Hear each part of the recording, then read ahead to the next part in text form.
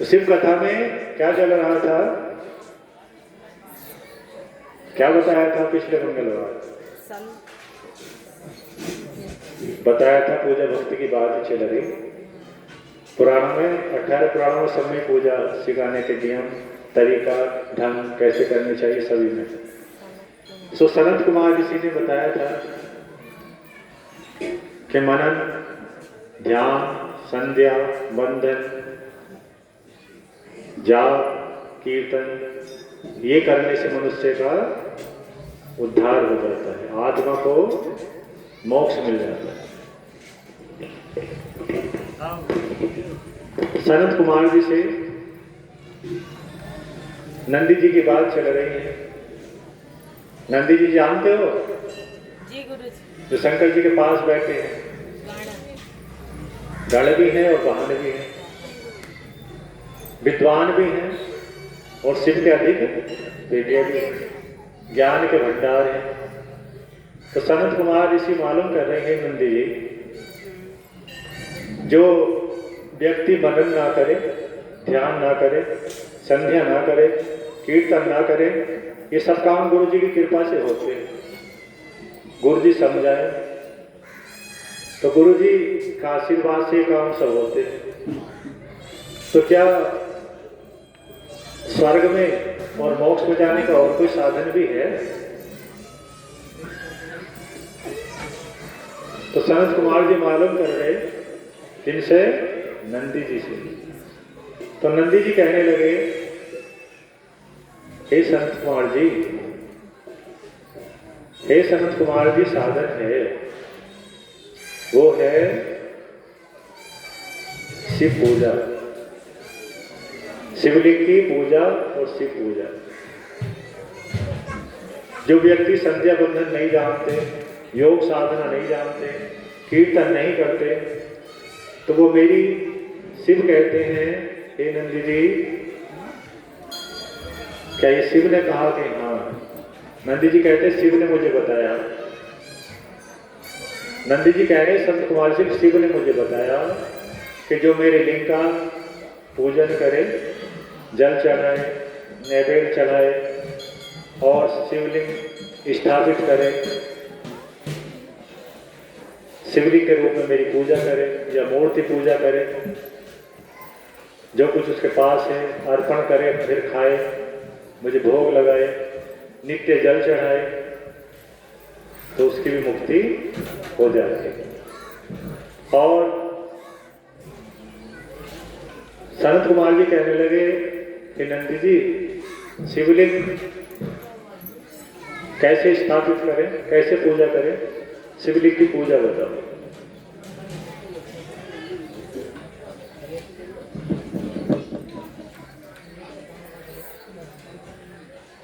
तो शिवलिंग के बहुत सारे प्रकार हैं। आपने जिन्होंने पढ़ा होगा, कहीं सुना होगा, कुछ भक्त जानते भी होंगे। कोई मिट्टी के शिवलिंग बनाते हैं, कोई लोहे के बनाते हैं, कोई चांदी के बनाते हैं, जो धनवान लोग सोने के बनवा लेते हैं, कोई स्फटिक के बनाते हैं, कोई बर्फ के बना लेते हैं, कोई चंदन के बना लेते हैं। तो मुझे सब लिंग प्रिय है। हे नंदी जी संत कुमार जी कह रहे हैं कि मुझे शिव ने बताया, हे नंदी, ब्राह्मण मिट्टी का शिवलिंग बनाते हैं, मिट्टी का शिवलिंग बनाकर उनकी पूजा करते हैं और पूजा करने के बाद विसर्जित कर देते हैं, फिर नया बनाते हैं, फिर पूजा करते हैं, फिर विसर्जित करते हैं। कुछ भक्त लोहे का शिवलिंग बनाते हैं, नंदी, कुछ भक्त पार्थिव लिंग, पत्थर का शिवलिंग से पूजा करते हैं। तो मुझे सारे लिंग प्रिय हैं, जितने ज्योतिर्लिंग शिवलिंग हैं सभी प्रिय हैं। और प्रतिदिन जल चढ़ाना, जो कुछ घर बना है नैवेद्य अर्पित करना और भोग लगाना, सामर्थ्य के अनुसार जिसकी जैसी सामर्थ्य हो, जैसा घर भोग बना हो, उसमें तामसिक भोग ना हो। ऐसा ना हो कि उसमें कोई हत्या का भोग लगे। गुरुदेव ने बताया था कि जो बना वही लगाना, हत्या वाला भोग ना हो, लहसुन प्याज ना हो, बिल्कुल शुद्ध शाकाहारी भोजन हो, उसका भोग लगाए फिर खाए। तो तुम्हारा खाना, हे नंदी जी, जो खाना है वो प्रसाद बन जाएगा, नैवेद्य बन जाएगा। जो मुझे अर्पण हो गया वो सभी प्रसाद माना जाएगा। मेरी मूर्ति पूजा और मेरी शिवलिंग पूजा दोनों मुझे प्रिय हैं,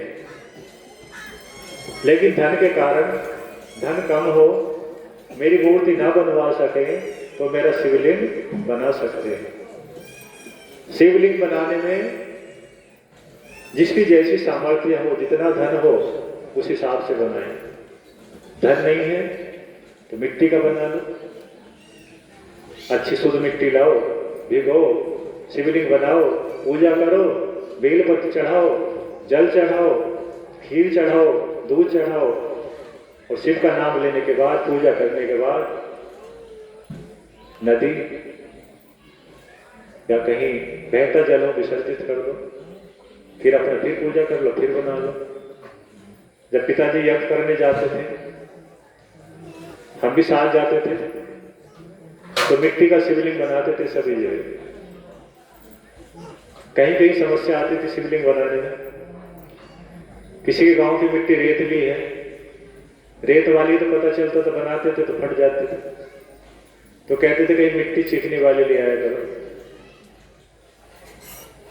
तो शिवलिंग बनाने के बाद नाग बनाए, उनके चारों तरफ लपेट दिए और उनका पूजन कराया, बेलपत्र चढ़ाए, दूध चढ़वाया, नैवेद्य चढ़वाया, पंचामृत चढ़वाया और कहा कि इसे अपने घर रख लेना। जहां पूजा करते हो किसी थाली में कर वहां रख लेना। जब भैंस का, गाय का दूध निकालो तो इस पर चढ़ा दिया करना डेली। जिस दिन चढ़ाना भूल जाओगे उस दिन भैंस लात मार देगी। गुरुजी कहते थे जिस दिन दूध निकाल लिया और इस शिवलिंग की पिंडी पर, पिंडी कहते थे, शिवलिंग पर नहीं चढ़ाओगे उस दिन तुम्हारी भैंस बता दे कि आज नहीं चढ़ाया।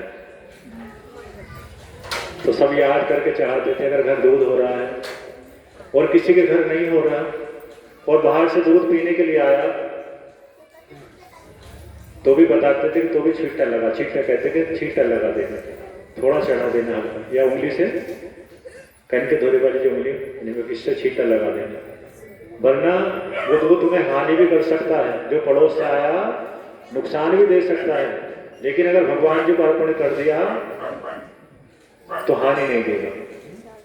और आप तो बहुत कहते गुरु जी, एक पड़ोसन दूध लेगी थी जब से भैंस दूध ना दे रही थी। तो जो शिवलिंग घर है, अगर दूध का छींटा लग गया तो कितनी पड़ोसन दूध ले जाए, भैंस का कुछ नहीं बिगड़ेगा। तो शिव को अर्पित हो गया तो शिव जी का वो प्रसाद बन गया। तो पिताजी ने जितने वर्ष यज्ञ किए सभी जगह शिवलिंग ने बनाए, सब जगह शिवलिंग की स्थापना की, सबके घर हैं। जब गुरु जी के शरीर छोड़ने के बाद यज्ञ करने का नंबर हमारा आया तो पहले तो पिताजी के साथ रहते थे, फिर पिताजी हमारे साथ रहने लगे। अरे ऐसा है ही नहीं, पहले तो हम पिताजी के साथ रहते थे और जब पिताजी ने शरीर छोड़ दिया तो पिताजी हमारे साथ रहने लगे। तो हम शिवलिंग बनाते थे, जहां जाते थे कहते थे भैया पूजा में रख लेना। कुछ जगह तो फोन आया, गुरु जी शिवलिंग चूहों ने बखेर दी, जो नैवेद्य उगेता उसके चक्कर में पता चला सारा कुछ बखेर दिया। छोटे छोटे वो बनाते थे कि ठीक है पीली मिट्टी लाना और उन्हें कई सारों को एक कर लेना कि ठीक कर ले, हाँ ठीक कर लो। तो दूध का छींटा लगाने से घर में शांति। तो ब्राह्मणों के लिए बताया कि मिट्टी का शिवलिंग बनाए, पूजा करें। जो धनवान है, ज्यादा धनवान है कि चांदी का शिवलिंग बनाओ, सोने का बनवाओ, लोहे का बनवाओ, जो कुछ गरीब है, और उनसे पूजा करो। अब संत कुमार जी कहने लगे, हे नंदी जी, संत कुमार जी ने प्रश्न किया, नंदी जी शिव और मूर्ति में भेद क्या है? कौन सी की पूजा करनी अच्छी है, शिवलिंग की या मूर्ति की? तो नंदी जी बोले, हे संत कुमार जी, मुझे शिव ने बताया है कि मुझे मूर्ति पूजा और शिवलिंग पूजा दोनों प्रिय हैं, लेकिन शिवलिंग विशेष है। पहले मैं निराकार रूप में ही था, मैं साकार रूप में भी हूँ, निराकार रूप में भी। मेरा जो शिवलिंग है वो निराकार रूप है और मेरी जो मूर्ति है वो साकार रूप है। अगर हम शिवलिंग की पूजा करते हैं तो समझ लो हम निराकार की पूजा कर रहे हैं। किसकी पूजा कर रहे हैं? निराकार की। छाती खोल के कह देना, हम भी निराकार की पूजा करते हैं और साकार की भी करते हैं। और हमारी पूजा दुगना फल देती है। दुगना क्यों? दोनों रूप। हम दोनों रूप से कर रहे हैं, साकार की जो निराकार की। फिर नैवेद्य भी चढ़ा रहे हैं। कहीं कहीं ऐसा है कि कुछ चढ़ाना नहीं है, दीपक भी नहीं जलाना और चढ़ाना भी कुछ नहीं है, लेकिन हमारी दोनों चल रही, बाहर की भी और अंदर की भी। अगर प्रसाद चढ़ाएंगे तो उससे पहले हमारे अंदर चढ़ गया, चढ़ा नहीं। हमारा हाथ तब उठेगा जब हम ये सोचेंगे हमें प्रसाद भगवान जी को चढ़ाना है। तो अंदर की पूजा भी होगी और बाहर की भी होगी। हो गई नहीं? तो इसलिए अपने धर्म को छोटा मत मान लेना। सनातन है, इसका आदि है ना, इसमें शक्ति है, थी और रहेगी। जो सनातन धर्म में संत लगे हैं वो अपनी उम्र के घंटे तारीख बता के पहले फिट कर दें। जो ठीक से पूजा कर रहे हैं वो अगली बता देंगे, 1 साल बाद क्या होगा, 2 साल बाद क्या होगा, लेकिन बताते नहीं है, छुपाते रहते हैं। ज्यादा अगली बताते इसलिए नहीं कि प्रकृति का संतुलन बिगड़ेगा, इसलिए अपने आप को और अपनी बातों को छुपाते रहते हैं। तो उन्होंने बताया, संत कुमार जी बोले, नंदी जी शिवलिंग प्रकट कैसे हो? इनका प्राकट्य का हमें रहस्य और बताओ। अब जानते तो सनत कुमार जी भी हैं, ब्रह्मा जी के पुत्र हैं, लेकिन नंदी जी से क्यों मालूम कर रहे हैं? हमारे तुम्हारे लिए, संसार को बताने के लिए। अगर अर्जुन और श्री कृष्ण जी एक दूसरे से बात ना करते, गीता का उपदेश ना देते, तो गीता हमारे काम थोड़ी आती है। तो सनत कुमार जी नंदी जी से मालूम कर रहे हैं कि शिव का प्रकट्य, शिवलिंग का कैसे हुआ। एक बार इसकी आंख खोल दो थोड़ी सी।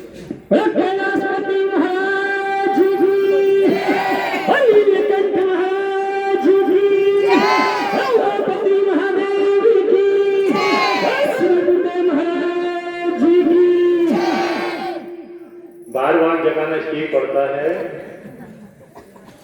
किसी नींद आ गई थी, अभिमन्यु की माता जी को नींद आ गई थी, आ गई थी नहीं? जब अर्जुन युद्ध के बारे में बता रहे थे, चक्रव्यूह के बारे में बता रहे थे, तो तब नींद आ गई थी जब निकलने का समय आया था चक्रव्यूह। जाना तो सीख लिया था अभिमन्यु ने पेट में, लेकिन निकलना कैसे सीखते? माता जी सो गई। तो हम भी सोचते हैं अगर आप में से कोई सो गया तो शिवलिंग की कथा अधूरी रह जाएगी। वह गुरु जी के पास रहेगी, जो जाग रहे उनके पास रहेगी। आप तो जब आंख खुले पता चला हो क्या गया, सबकी खुली है, कुछ की बंद दिखाई देती है। तो अब बताया कि ब्रह्मा जी एक बार देखा कि मैं पार ब्रह्मा हूं, सृष्टि का रचयिता, सृष्टि का सब कुछ मैं हूं, मुझसे अलग और कुछ नहीं। नीचे ये कमल,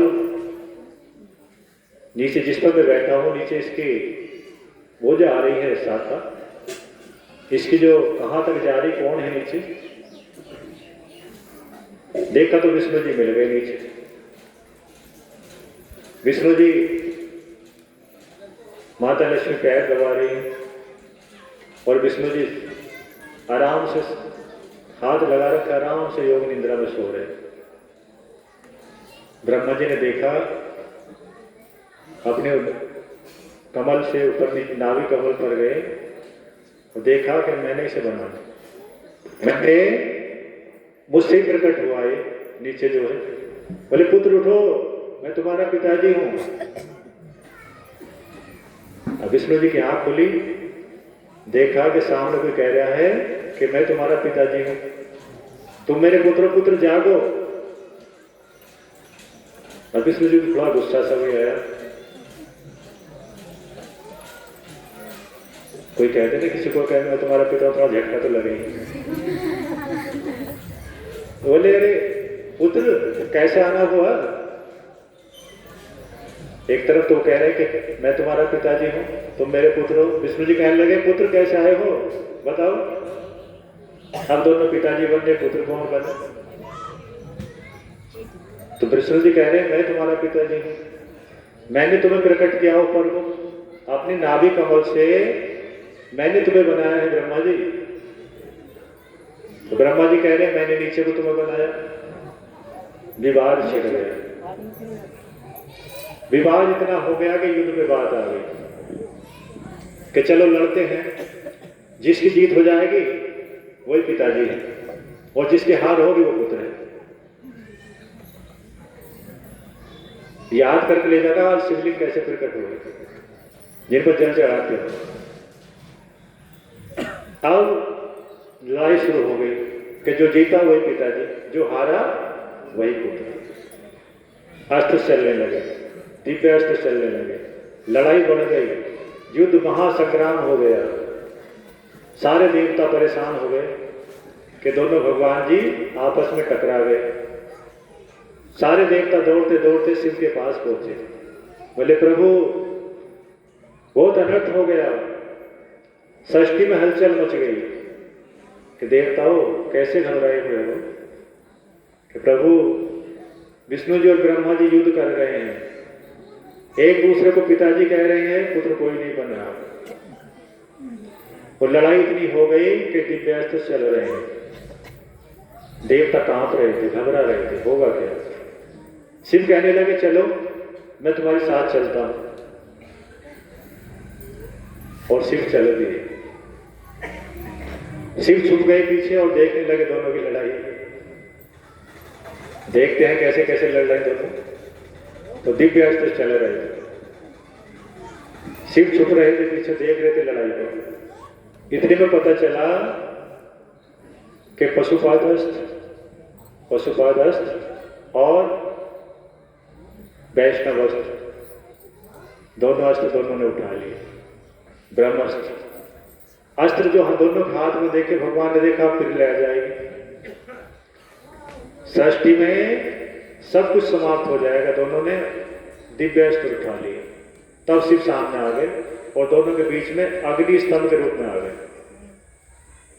जैसी दीपक की ज्योति है ना, ये तो छोटी है, अगर ये बड़ा रूप लग जाए, जैसे आप होली में अग्नि देते हो, बहुत तेज अग्नि चलती है ना, बहुत सारे ईंधन डालते हो, तो बहुत बड़े अग्नि स्तंभ के रूप में ज्योति जलती हुई अग्नि आ गई। और जैसी ज्योति अग्नि दोनों के बीच में आई, दोनों के अस्त्र शांत हो गए। दोनों के अस्त्र अपने आप ही शांत हो गए। अब अपनी लड़ाई भूल के बोले ये कौन? हम तो एक दूसरे के खुद ही पिताजी बनने थे, तीसरे कौन आ गए? ना तो शक्ति हो तुमने छोड़ी, ना मैंने छोड़ी, हो क्या है? तो विष्णु जी कहने लगे कि ब्रह्मा जी चलो खोज करते हैं, अपनी लड़ाई भूल गए। तो ब्रह्मा जी तो बन गए हंस और विष्णु जी बन गए शुकर, सुअर, बरा। तो विष्णु जी ने तो पृथ्वी को खोद दिया, नीचे को चले गए, नीचे गहराई में देखता हूं कहां तक गहराई है। और ब्रह्मा जी हंस बनकर ऊपर उठ गए। ऊंचाई कितनी है? इसी ज्योतिर्लिंग की अग्नि स्तंभ की ऊंचाई और गहराई कितनी है? कितनी ऊंचे तक अग्नि है? कितनी ऊंचाई है इस अग्नि की? और इस अग्नि की गहराई कहां तक है? तो विष्णु जी शुकर का रूप धारण कर कर, बरा रूप धारण कर कर गहराई में चले गए। इतनी गहराई में चले गए कि वैकुंठ तक पहुंच गए। लेकिन गहराई ज्योतिर्लिंग का पता नहीं चला कितनी गहराई तक है। अग्नि कहाँ तक जा रही, नीचे बैकुंठ तक तो पहुंच गया, अग्नि वहीं तक जा रही, और कहाँ तक है, कितने लोग जाओ, कई लोग नीचे पहुंच गए, और ब्रह्मा जी कई लोग ऊपर पहुंच गए, तो ऊंचाई ऊपर तक जा रही थी। अब ब्रह्मा जी के मन में आया, अगर ऐसे लौटता हूं हार मानकर, तो विष्णु जी फिर कहेंगे मैं तुम्हारा पिताजी, तुम्हें कुछ ना कुछ तो लेकर चलोगे, मैं ऊंचाई ढूंढ आया। तो वहां केतकी का फूल मिल गया, तो ब्रह्मा जी ने केतकी का फूल लिया और नीचे उतर गया कि मैं ऊंचाई देख गया। विष्णु जी नीचे से ऊपर आ गए, ब्रह्मा जी ऊपर से नीचे आ गए और बीच में आगे खड़े हो गए। तो ब्रह्मा जी कहने लगे, हे विष्णु जी मैं ऊंचाई तक पहुंच गया। विष्णु जी ने ब्रह्मा जी के पैर पकड़ लिए। पैर क्यों पकड़ लिए? कि मुझे तो गहराई हाथ नहीं लगी, इन्हें ऊंचाई हाथ लगी। ये अब मेरे पिताजी हो गए, जब ये जीत गए मैं हार गया, ये तो ऊंचाई तक पहुंच गए और मैं गहराई तक पहुंचा नहीं। अब शिव को क्रोध आ गया। शिव ने देखा ब्रह्मा जी ने झूठ बोल दिया, मेरी ऊंचाई तो इन्हें पता चला नहीं। शिव क्रोधित हो गए। क्रोधित होकर शिव रूप में आ गए, जो सामने रूप है, शरीर धारण कर लिया। निराकार शक्ति ने साकार रूप धारण कर लिया,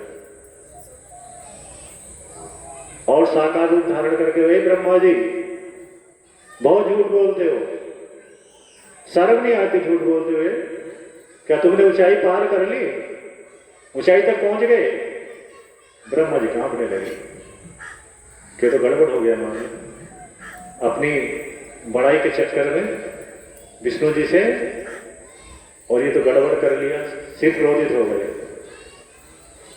और शिव ने क्रोधित होकर काल भैरव को प्रकट कर दिया है। काल भैरव प्रकट हो गए शिव के क्रोध से।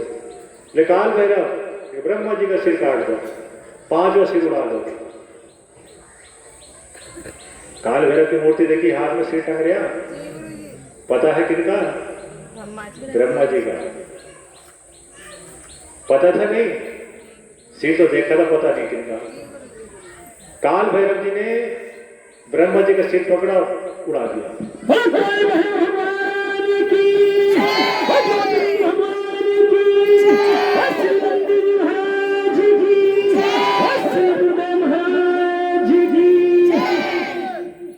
पांचवा सिर ब्रह्मा जी का काल भैरव जी ने काट लिया। ब्रह्मा जी 4 सिर के हो गए, 5 सिर थे ब्रह्मा जी के, और कांपने लगे, डरने लगे और प्रार्थना करने लगे, शिव मुझे माफ कर दो, मेरी भूल माफ करने योग्य नहीं है, मैंने झूठ बोला, पर मुझे माफ कर दो।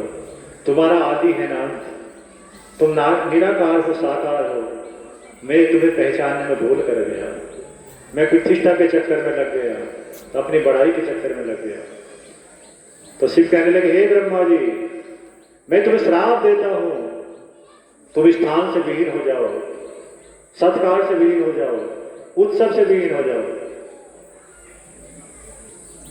ब्रह्मा जी डर गए कि सब कुछ खत्म हो गया, ना तो कोई नाम होगा, ना कोई स्थान मिलेगा, ना कोई मंदिर बनेगा मेरा, ना मेरा कोई सम्मान करेगा, कि तुमने झूठ बोला है, झूठ बोलने वाले की यही सजा है। विष्णु जी ने पैर पकड़ लिए शिव के। शिव के पैर पकड़ के बोले, हे शिव, हे दाता, हे निराकार, हे साकार, ब्रह्मा जी को माफ कर दो। मैं और ब्रह्मा जी आपके ही रूप हैं, प्रभु माफ कर दो, जो उनसे भूल हुई माफ कर दो।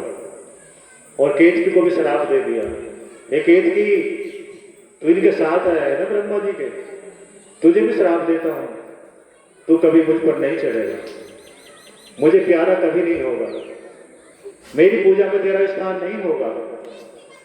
केतकी भी डर गया, कांपने लगा। अब शिव को ब्रह्मा जी को कांपता देखकर विष्णु जी बार बार प्रार्थना कर रहे हैं। ब्रह्मा जी प्रार्थना करे, शिव माफ कर दो, मेरा 5वां सिर मुझे लौटा दो, मुझे माफ कर दो, मेरी गलती, मेरी भूल माफ कर दो। जब ब्रह्मा जी ने बहुत आराधना करी, बहुत प्रार्थना करी, तब शिव ने कहा ठीक है, जो श्राप दे दिया वो तो बाप से नहीं होगा,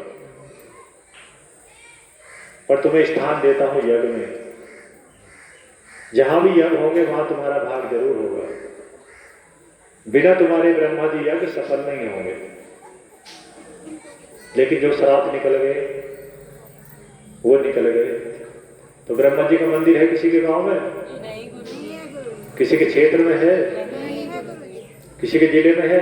नहीं गुरु। नहीं। तो एक शंकर जी का श्राप, पुष्कर में एक मंदिर पे हो, एक ही मंदिर है पूरे संसार पुष्कर में। तो भगवान शिव ने ब्रह्मा जी को स्थान दिया यज्ञ का, कि आपको यज्ञ में विशेष महत्व दिया जाएगा। और केत के फूल ने प्रार्थना करी, प्रभु मुझे भी माफ कर दो, कि तू मेरे जो भक्त है उन पर चढ़ सकता है, मेरे भक्तों के योग्य हो सकता है, मेरे योग्य नहीं होगा। इतनी छूट देता हूं कि जो मेरे भक्त हैं वो उनके लिए अर्पित हो जाएगा, उन पर चढ़ जाएगा, उन्हें प्यारा लगेगा, या उनके लिए हानिकारक नहीं होगा। अपने भक्तों के लिए छूट दे दी शिव ने। अब ब्रह्मा जी और विष्णु जी दोनों हाथ जोड़कर खड़े हो गए, प्रभु हम आपस की लड़ाई में भूल गए थे कि आप क्या हो। आपको किस नाम से पुकारा जाए? ये लिंग जो आप स्तंभ के रूप, ज्योतिर्लिंग के रूप में प्रकट हुए हो, ज्योतिर्लिंग इतना बड़ा है, न ऊंचाई न गहराई न लंबा चौड़ाई का पार नहीं, इसकी पूजा हम कैसे करें? तो शिव ने छोटा आकार कर लिया, शिवलिंग का ऊंचाई से नीचे और नीचे से ऊपर होकर छोटा आकार कर लिया। किस नाम से पुकारे? तो शिव ने बताया कि मैं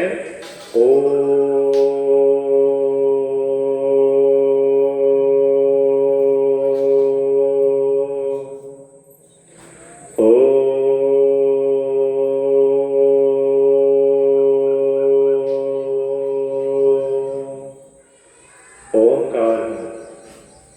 शिवलिंग ओमकार निराकार है। शिवलिंग की पूजा ओम से करो। शिवलिंग का रूप ओम है, पिंडव है उ मैं। कितने अक्षर हैं? 3 अक्षरों से मिलकर बना है ओम।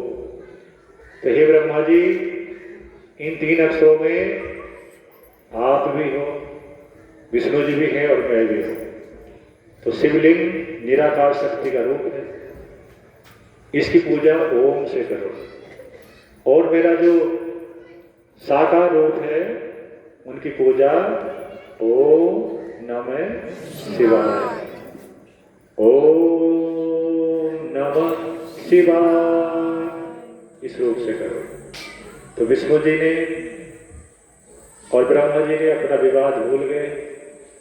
देखा कि हम दोनों के पिताजी ये हैं, और शिव की पूजा की, निराकार रूप की, और शिव की साकार रूप की पूजा भी की।